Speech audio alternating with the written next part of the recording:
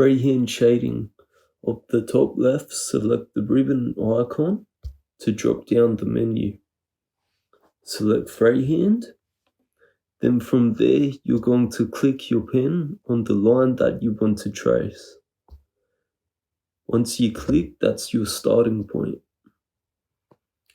If you click in another point, it will make a straight line. Continue around with a straight line.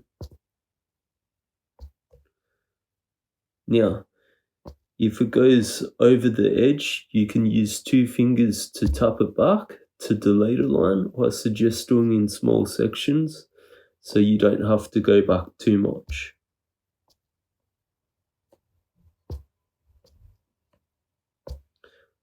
So when you get to a curve, it's better to do smaller dots rather than one big dot.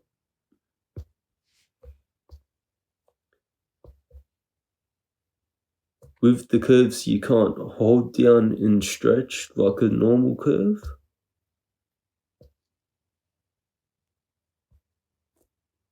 So it won't snap into place.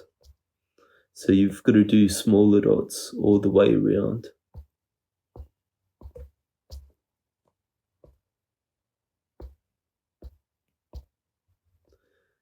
And once you reach the end, just click on the dot that you began with.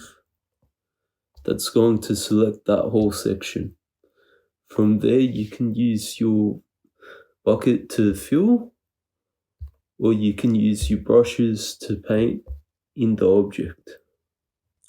Check out my How to Draw playlist for more tips and tricks. Thank you.